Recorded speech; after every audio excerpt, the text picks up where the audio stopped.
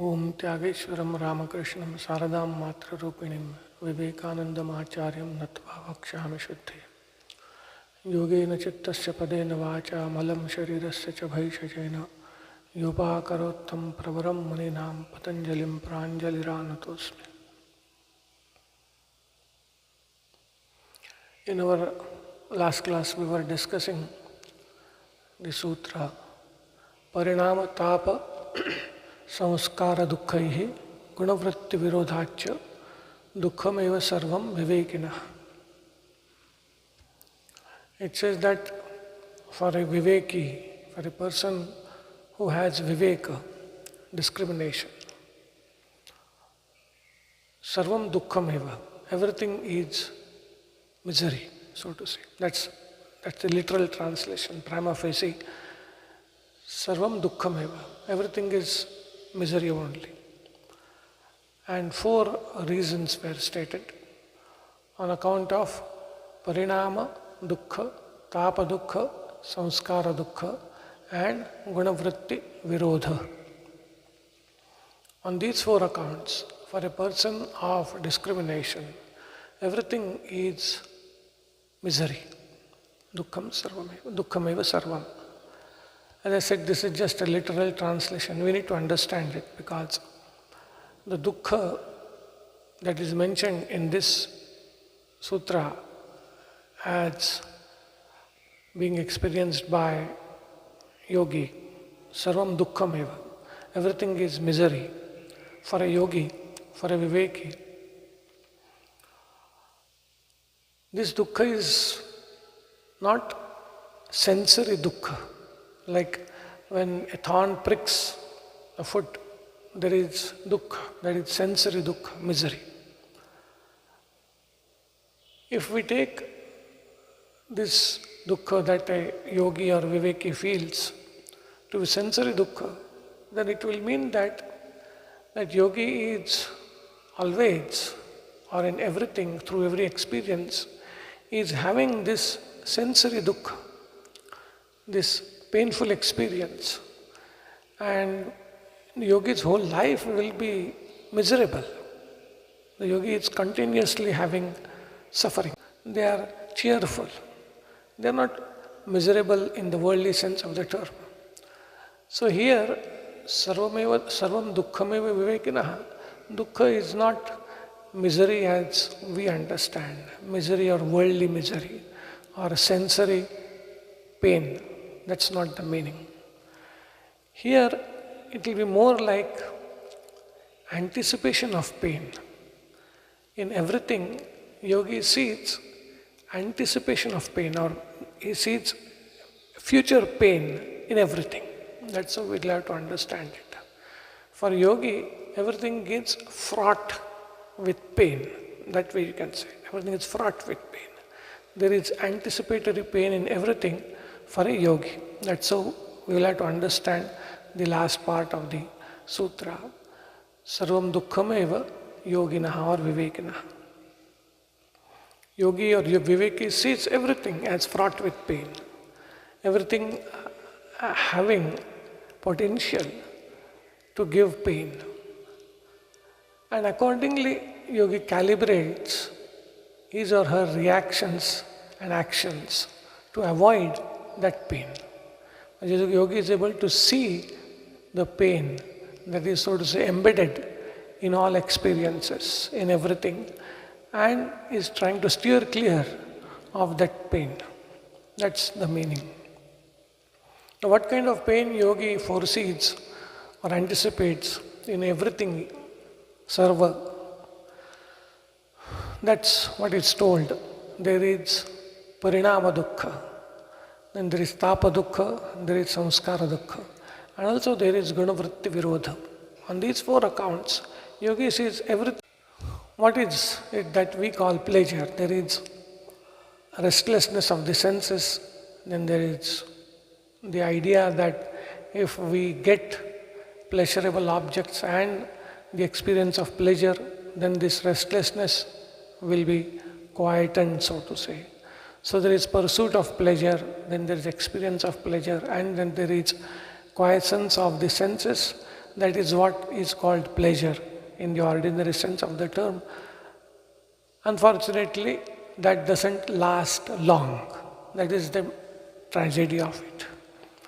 The moment a pleasurable experience is had on account of quietening of the senses, within short time again the senses want more. Again they get disturbed, agitated, so to say. And then again there is this pursuit of pleasure, again experience, and again agitation. This is what is called, as Bhashyakara calls it, bhogabhyasa. There is yoga abhyasa and there is bhogabhyasa, pursuit of the bhoga, of the pleasurable experiences. This goes on, and some people have devoted their lives to it because they don't see any other way out of it. They see the mind demanding this thing, that thing, the mind disturbed, agitated, and they don't see any other way to quieten this mind. And Bhashyakara, we discussed it last time, he compares this state of the mind where senses are wanting something, agitated state of mind, he compares it with a person who has fear of being bitten by a scorpion, Vrishchika Bhita, Vrishchika Vishabhita, who is afraid of the poison of a scorpion. That is this state, so to say, the state of agitation of the senses when they want sense objects, when the mind wants, the pleasure-seeking tendency wants pleasure. Unfortunately, this person runs after sense pleasures or whatever pleasure the mind is asking, thinking that that will help him or her quieten this state of mind. But as Vyasa says, he is running from the poison of a scorpion to the poison of a deadly snake. That he is not understanding. So this pursuit of pleasures and wrong idea that this pursuit and consequent experience of pleasure will quieten the senses, this bhogabhyasa, this is not the way to deal. Finally, it will lead to a shipwreck. It's just like a child which is never disciplined but always pampered. Ultimately, it is going to land itself into trouble and whole family and the society into trouble. So also is our own mind and our personality. If we don't check it, if we don't discipline it, if we keep pampering it, it is going to lead to a shipwreck. Now this is what is called parinama dukkha, consequential misery, consequential pain, and yogi is aware of this consequential pain and as such does not yield to the demands of the pleasure-seeking tendencies of the mind. The mind will always have pleasure-seeking tendencies. It will keep on asking for something. But the yogi's reaction is different. Yogi understands it is not going to lead anywhere which is beneficial. It is only going to land me into trouble. So yogi is aware of the parinama dukkha, and hence every pursuit of pleasure becomes misery, fraught with misery for a yogi. That is the first kind of misery that yogi sees, which ordinary people do not see. The second kind of misery or problem that yogi sees is called tapa dukkha. Tapa dukkha is in the commentary and also the other commentators on the commentary. Two ways it can be explained. One is that this is experienced by all of us, by everyone. When we want something, we don't get it. Then we identify the situations or the persons or the objects which are standing in the way of our getting what we want.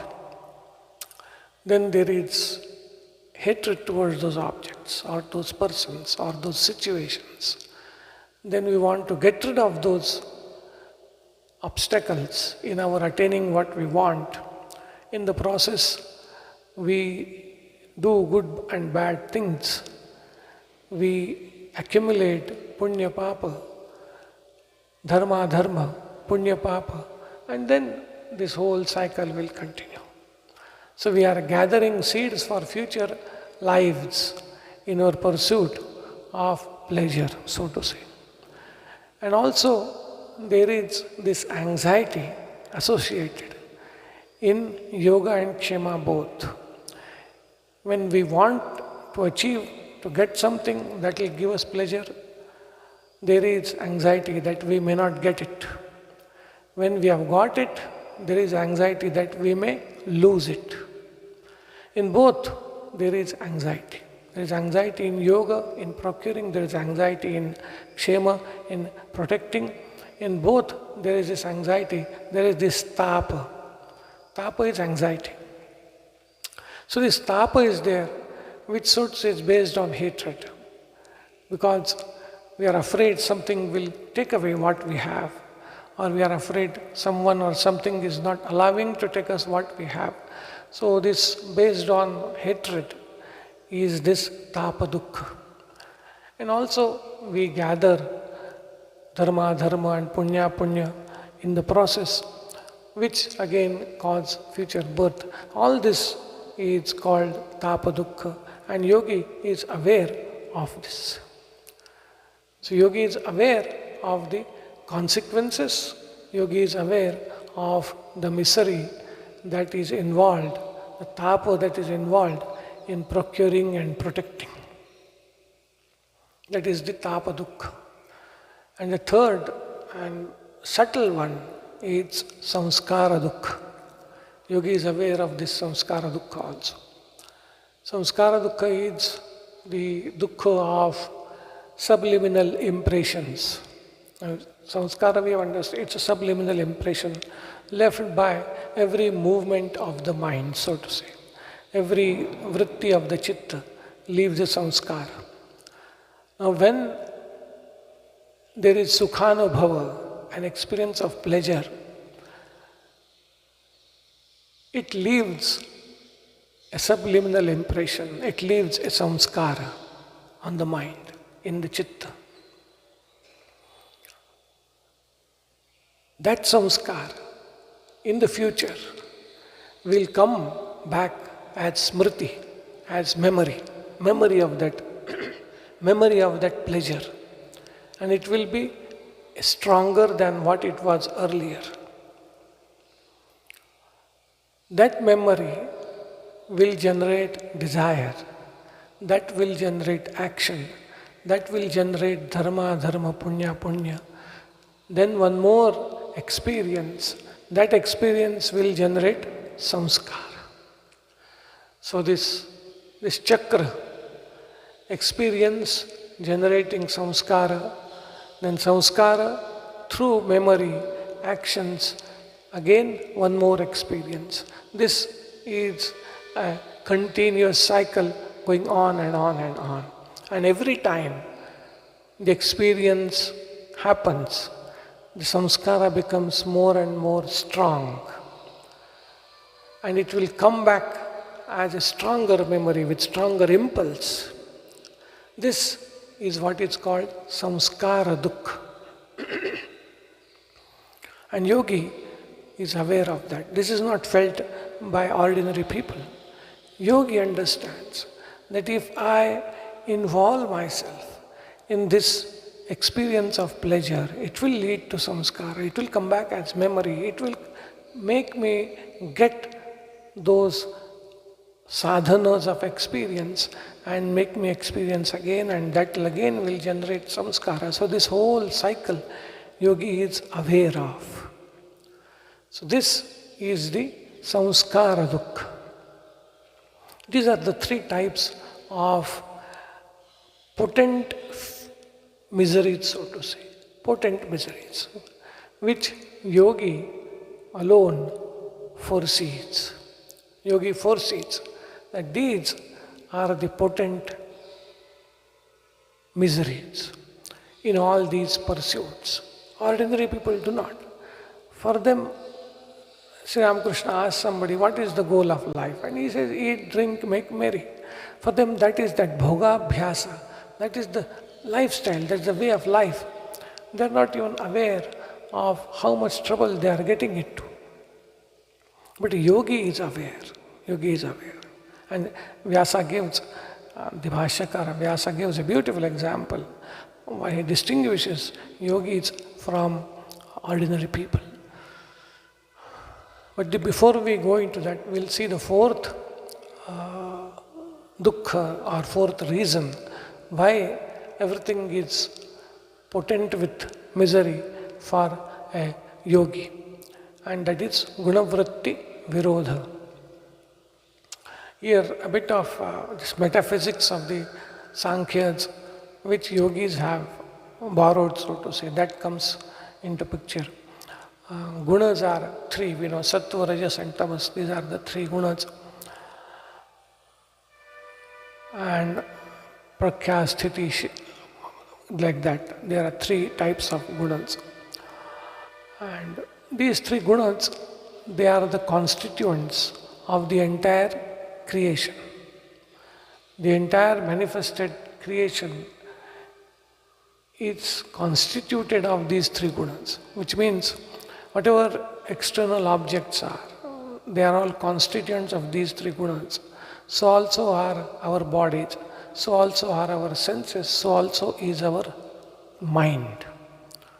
Even our mind, chitta, which is, so to say, the ground of all our experiences of misery, happiness, whatever you call it,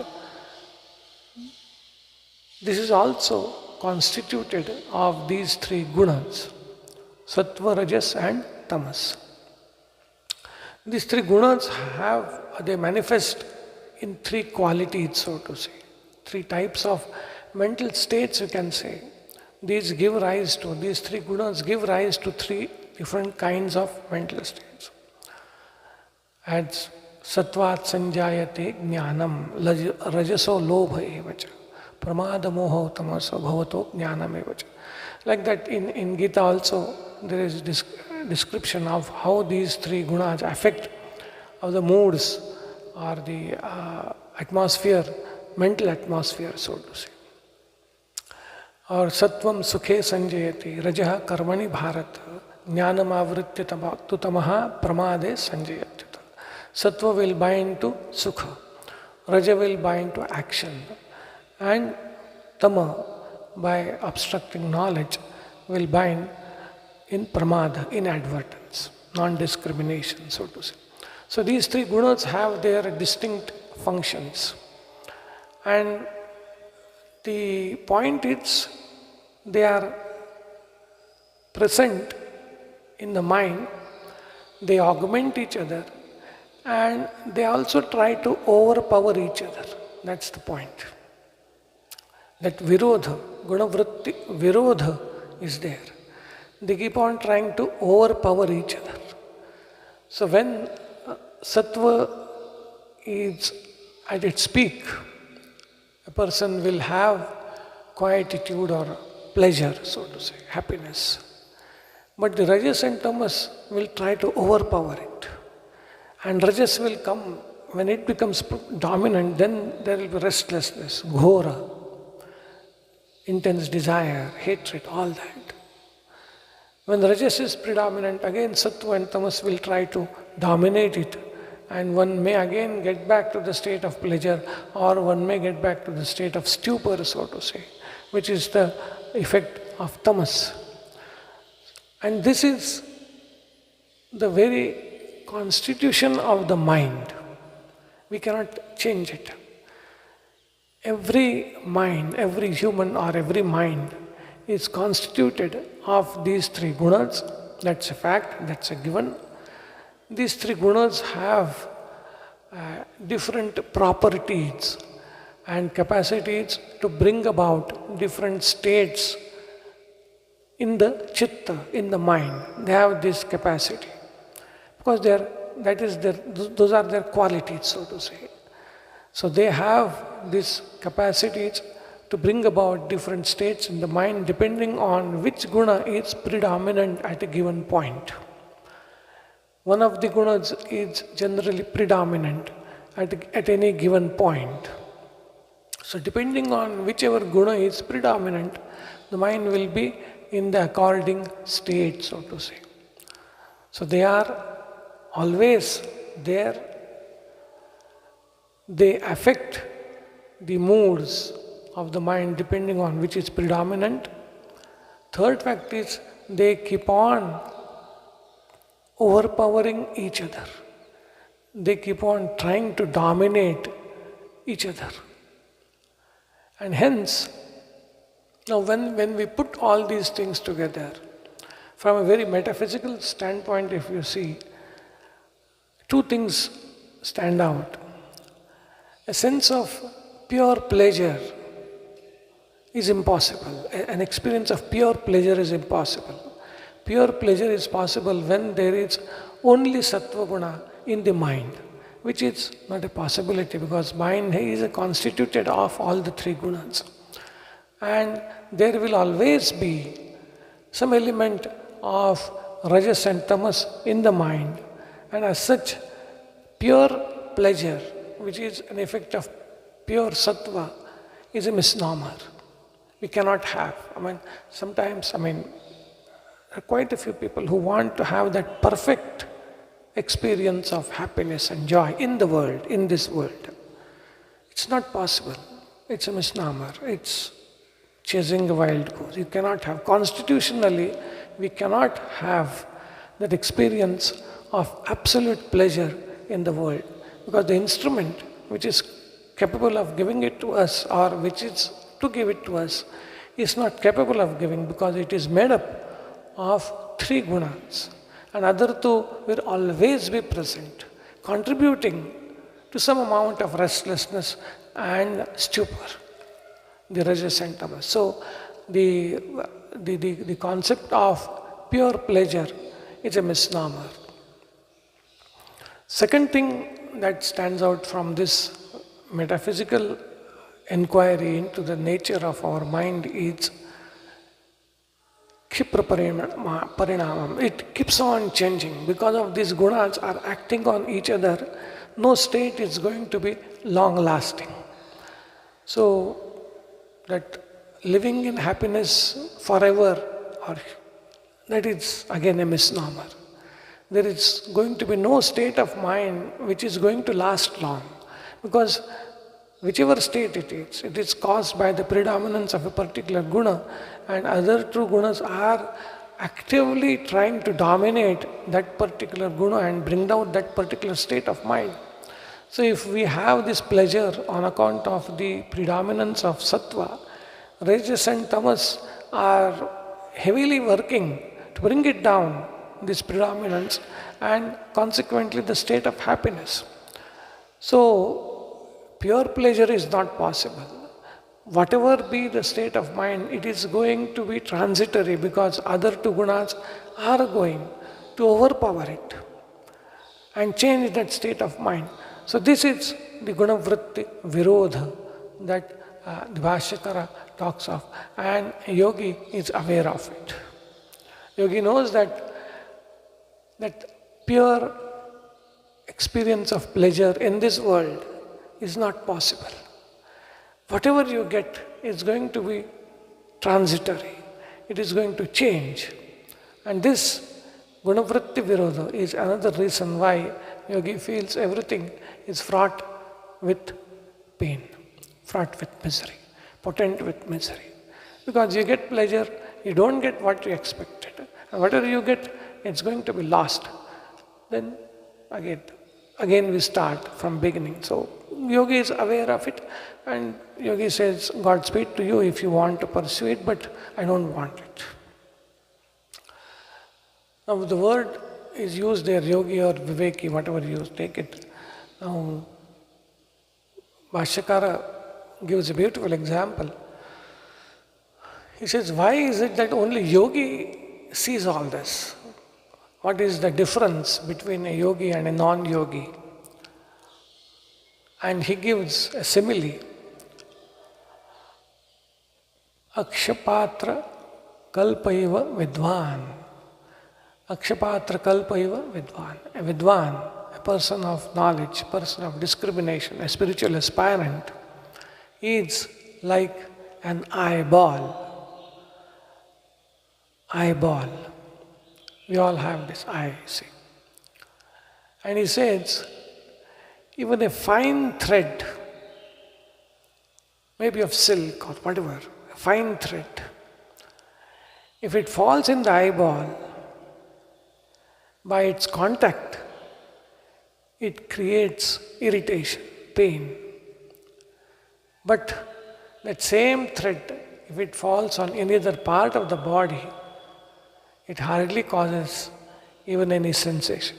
Sometimes it may cause a sense of pleasure. If it is a soft thread, it may cause a sense of pleasure. But if it falls in the eyeball, it causes great irritation. Yogi's chitta, yogi's mind is like that of an eyeball.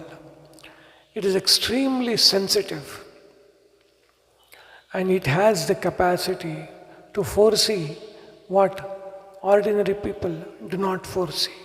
It has the capacity to see through the state of things. See, one of those who give discourses on this Patanjali Yoga Sutra, that person uses a word, two words actually, some is wisdom scope or viveka scope. Now we have microscope and telescope through which we see things which ordinary eyes cannot see. So yogis have this viveka scope or wisdom scope. So now they see what ordinary people cannot see. The kind of pain that is involved in the pursuit of worldly pleasures, ordinary people do not see, but yogis see because they have this scope of viveka, scope of wisdom. They can see it. There is this bait in the water, and fishes see only the bait. But the yogi sees the hook that is inside the bait, to give the example, another example. Most of the people see only the bait, but yogi sees the hook that is in the bait. So yogi's mind is very refined, very incisive, so to say, and goes on seeing what ordinary people do not see. Om Shanti Shanti Shanti Hari Om Tat Sat Sri Ramakrishna Namaste.